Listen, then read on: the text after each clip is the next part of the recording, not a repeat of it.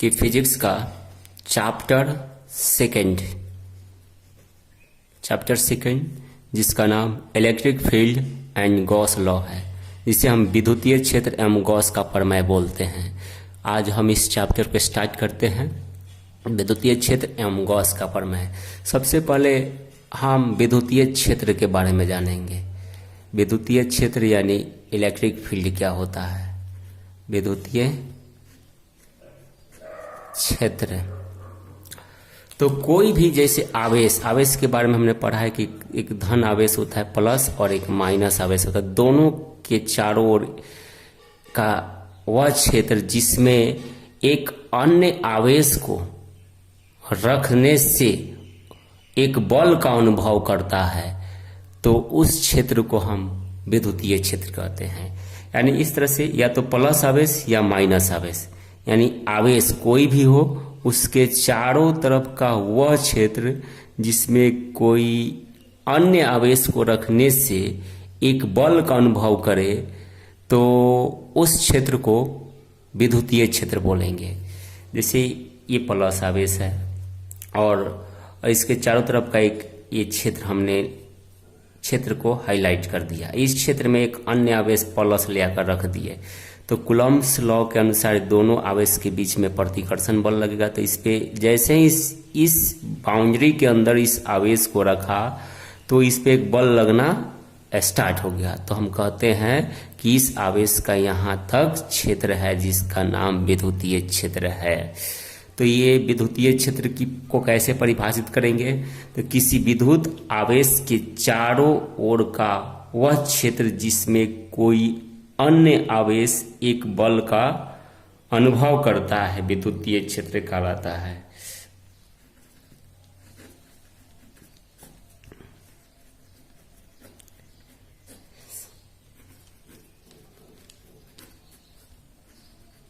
और का वह क्षेत्र जिसमें कोई अन्य आवेश एक बल का अनुभव करता है,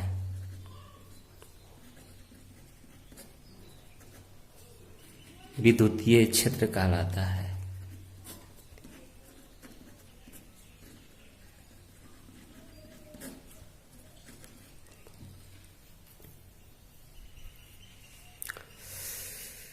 तो क्लियर हुआ कि प्लस आवेश हो या माइनस आवेश, उसके चारों तरफ का वह क्षेत्र जिसमें हम कोई अन्य आवेश को रखते ही उस आवेश पर एक बल का अनुभव हो, तो बोलते हैं कि वह क्षेत्र विद्युतीय क्षेत्र कहलाता है, अर्थात वह आवेश विद्युतीय क्षेत्र में है। दूसरा, हम परीक्षण आवेश के बारे में पढ़ेंगे। परीक्षण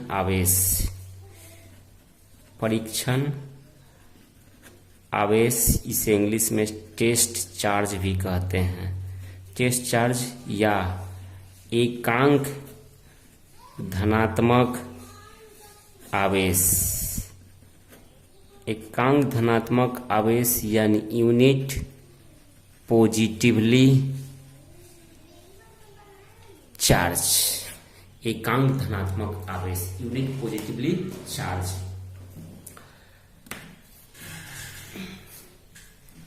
तो अब हमने बोला कि एक विद्युतीय क्षेत्र लेते हैं, कोई आवेश है, इसके कारण इसके चारों तरफ एक विद्युतीय क्षेत्र उत्पन्न होना है। जब भी कोई आवेश की बात कहा जाए तो उसके चारों ओर विद्युतीय क्षेत्र उत्पन्न होता है। यानी कोई भी विधि, कोई भी तरीका अपना ले कि उस विद्युतीय क्षेत्र को खत्म कर दिया जाए आवेश के चारों तरफ का, तो खत्म नहीं किया जा सकता है, क्योंकि विद्युतीय क्षेत्र आवेश का अभिलाक्षणिक गुण होता है। अभिलाक्षणिक यानी उसे बोल सकते हैं पैदाइशी गुण होता है। तो अब तो परीक्षण आवेश बोलेंगे या एकांक धनात्मक आवेश क्या होते हैं, यूनिट पॉजिटिवली चार्ज। तो विद्युतीय क्षेत्र में कोई आवेश, एक ऐसा आवेश लाएं जिसको लाने से उस विद्युतीय क्षेत्र में कोई परिवर्तन नहीं होता है और उस पे बल का अनुभव होता है, तो उस आवेश को हम परीक्षण आवेश कहते हैं। और परीक्षण आवेश मतलब टेस्ट चार्ज। टेस्ट चार्ज का मतलब होता है कि विद्युत क्षेत्र को टेस्ट करना होगा कि इस पॉइंट पे विद्युत क्षेत्र है कि नहीं है। तो उस आवेश को उस पॉइंट पे रख देंगे तो उस पे तो बल लगेगा, लेकिन उस आवेश के कारण उस विद्युत क्षेत्र में कोई परिवर्तन नहीं होगा, क्योंकि उसका मैग्नीट्यूड, उसका परिमाण इतना ना छोटा होगा कि वो विद्युतीय क्षेत्र में कोई परिवर्तन नहीं लाएगा। तो इसको हम बोलते हैं परीक्षण आवेश। तो विद्युत, इसका परिभाषा होगा विद्युत क्षेत्र में लाया गया वह आवेश, विद्युत क्षेत्र में लाया गया वह आवेश जो परिमाण में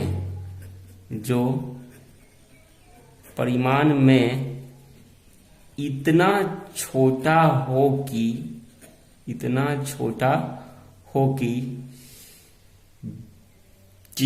वह उस स्थान पर विद्युत क्षेत्र की अवस्था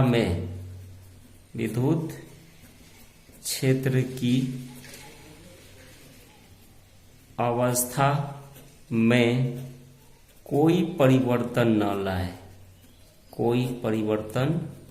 न लाए, तो उसे परीक्षण आवेश कहा जाता है। तो उसे परीक्षण आवेश कहा जाता है। परीक्षण आवेश धनात्मक होता है। परीक्षण आवेश धनात्मक होता है। इसका मान +1 कूलम होता है।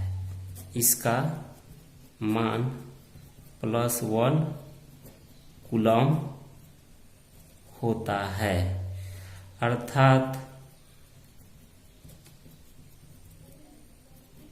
परीक्षण आवेश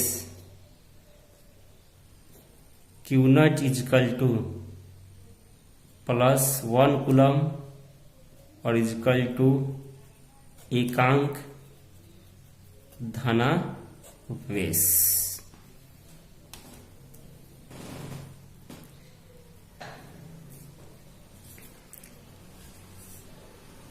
ये हो गया परीक्षण आवेश। परीक्षण आवेश का काम है कि किसी पॉइंट पे विद्युत क्षेत्र है कि नहीं। अगर किसी पॉइंट पे विद्युत क्षेत्र नहीं होगा तो उस पॉइंट पे परीक्षण आवेश रखने से उस पर कोई बल नहीं लगेगा। और परीक्षण आवेश को किसी पॉइंट पर रखने से अगर बल लगना स्टार्ट हो जाता है तो कहेंगे उस पॉइंट पे विद्युत क्षेत्र है। और परीक्षण आवेश का काम ही है विद्युत क्षेत्र की दिशा को जांचना, ये दिमाग में रखेंगे। परीक्षण आवेश धनावेश होता है और उसका मान 1 कूलम होता है, यानी परीक्षण आवेश Q0 से रिप्रेजेंट करते हैं। Q0 +1 कूलम और इसे एकांक धनावेश भी बोलते हैं। इसके बाद हम विद्युत क्षेत्र की तीव्रता के बारे में जानते हैं। तो विद्युत क्षेत्र की तीव्रता का मतलब होता है कि जैसे कहते हैं कि दो गाड़ी है और एक 10 के स्पीड से चल रही है और एक 20 के स्पीड से, तो कहते हैं कि 20 वाला ज्यादा तीव्र गति से चल रही है, उसकी तीव्रता ज्यादा है। वैसे ही अगर दो पॉइंट हो और यहाँ पे अगर हम परीक्षण आवेश रखते हैं तो इस पे कम बल लग रहा है यहाँ पे रखने से, और इस पॉइंट पे रखने से ज्यादा बल लग रहा है, तो इसका मतलब यहाँ विद्युत क्षेत्र की तीव्रता ज्यादा है और यहाँ पे विद्युत क्षेत्र की तीव्रता कम है। तो ये विद्युत क्षेत्र की तीव्रता हुआ। तो विद्युत क्षेत्र की तीव्रता के बारे में देखते हैं। विद्युत क्षेत्र की तीव्रता, इसे इलेक्ट्रिक फील्ड इंटेंसिटी बोलते हैं। Electric field intensity. तो इसको कैसे डिफाइन करेंगे, तो विद्युत क्षेत्र में मान लेते हैं कि ये विद्युत क्षेत्र है। विद्युत क्षेत्र में किसी बिंदु पर, कोई बिंदु P है, बिंदु पर परीक्षण आवेश Q0 रखने पर लगने वाला विद्युत बल, इस बिंदु P पर परीक्षण आवेश Q0 को रखने से इस पर लगने वाला विद्युत बल अगर F हो, तो उस बिंदु पर विद्युत क्षेत्र की तीव्रता जो होगी इस P पे, विद्युत क्षेत्र की तीव्रता को E से दर्शाते F/Q0 होगा। F/Q0 ये याद रखेंगे, ये विद्युत क्षेत्र की तीव्रता का सूत्र है। इसे नोट नहीं करना है, ये रफ के लिए हुआ। डिफाइन करते हैं कि विद्युत क्षेत्र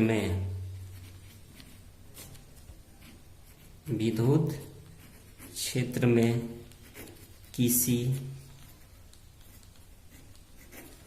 बिंदु पर परीक्षण आवेश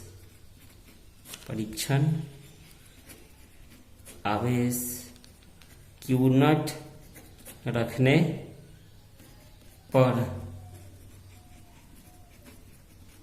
लगने वाला बल F हो, तो उस बिंदु पर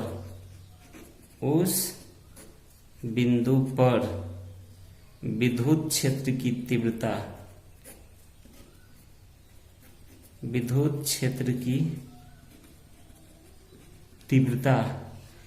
E =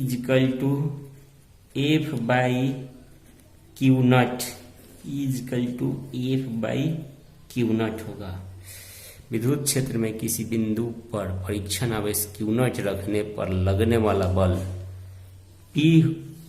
बल F हो, तो उस बिंदु पर विद्युत क्षेत्र की तीव्रता F/Q0। जैसे विद्युत क्षेत्र था, इसमें एक बिंदु P था, इस पे परीक्षण आवेश Q0 को रखते ही इस पे बल F लगा, तो कह सकते हैं कि इस बिंदु पर विद्युत क्षेत्र की तीव्रता F/Q0 हुआ। अब हम नोट नंबर 1 में देखेंगे। नोट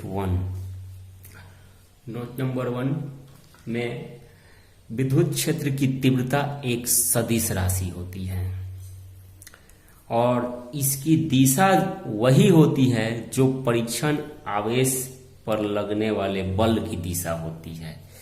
यानी लिख सकते हैं कि फर्स्ट में कि विद्युत क्षेत्र की तीव्रता एक सदिश राशि है और इसकी दिशा वही होती है जो परीक्षण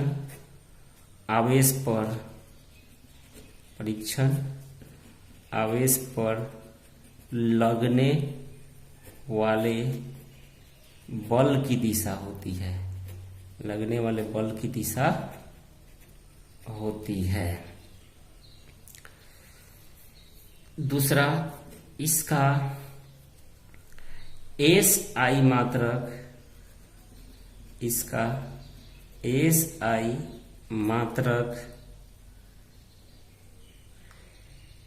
बल का मात्रक न्यूटन, इसका कूलम, न्यूटन प्रति कूलम। इसका SI मात्रक न्यूटन प्रति कूलम, यानी न्यूटन प्रति कूलम होता है। इसका विमीय सूत्र, थर्ड नंबर नोट्स, इसका विमीय सूत्र mLT⁻³ होता है। फोर्थ, यदि मान लेते हैं कि कोई बिंदु है, इस बिंदु पर विद्युत क्षेत्र की तीव्रता E है और इस बिंदु पर Q आवेश है, तो इस बिंदु पर लगने वाला इस आवेश पर लगने वाला जो बल होगा F=QE होगा। तो यहाँ पे हो गया कि यदि किसी बिंदु पर विद्युत क्षेत्र की तीव्रता, विद्युत क्षेत्र की तीव्रता E हो तो उस बिंदु, जिस बिंदु पर विद्युत क्षेत्र की तीव्रता E है, यदि किसी बिंदु पर विद्युत क्षेत्र की तीव्रता E हो तो उस बिंदु पर जहां पे विद्युत क्षेत्र की तीव्रता E है, Q आवेश वाले कण पर लगने वाला बल F is equal to Q into E होगा। F is equal to Q into E होगा। F is equal to Q into E होगा। 5 नंबर है कि अगर ये आवेश, यानी यदि आवेश Q धन हो तो बल की दिशा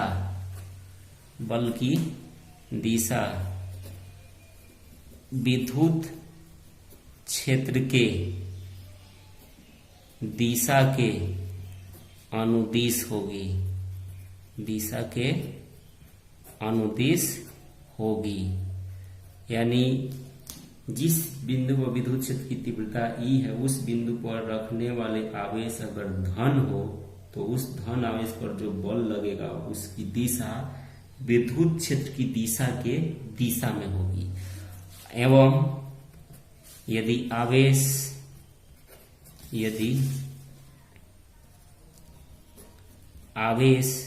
Q ऋण हो तो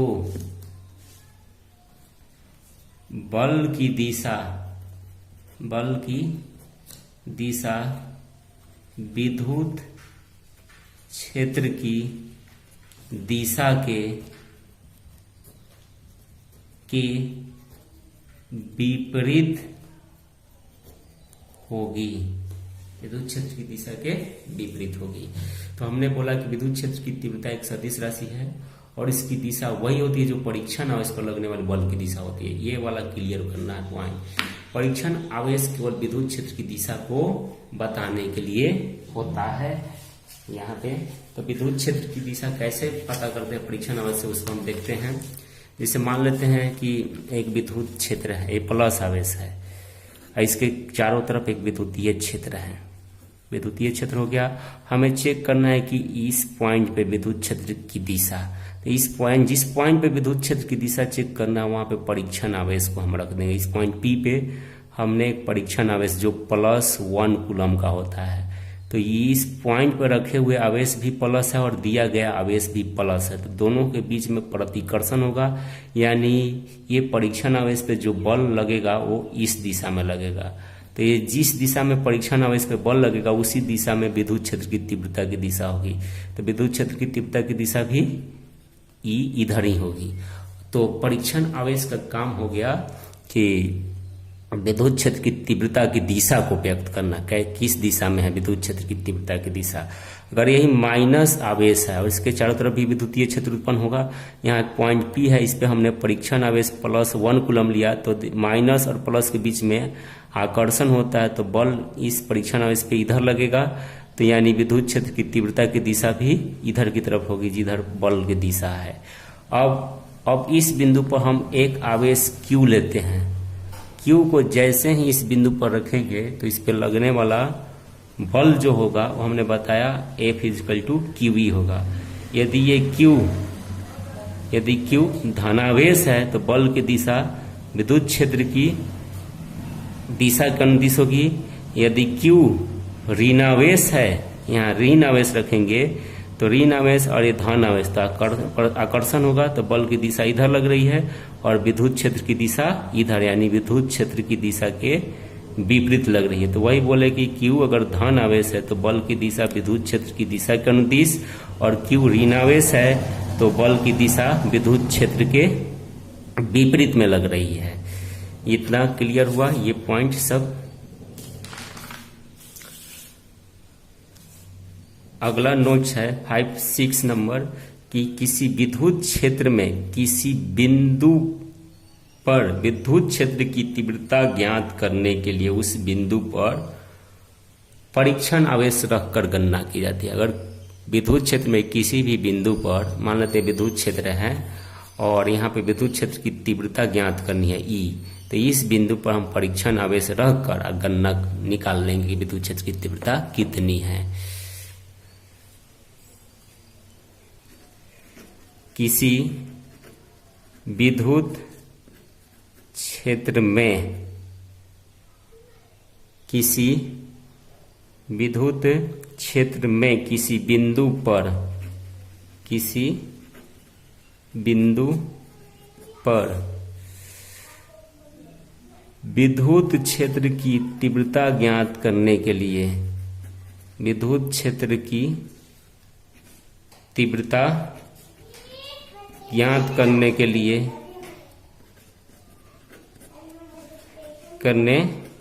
लिए उस बिंदु पर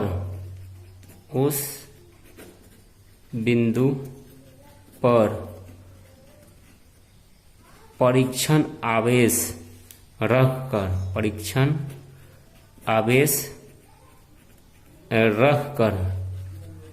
गणना की जाती है।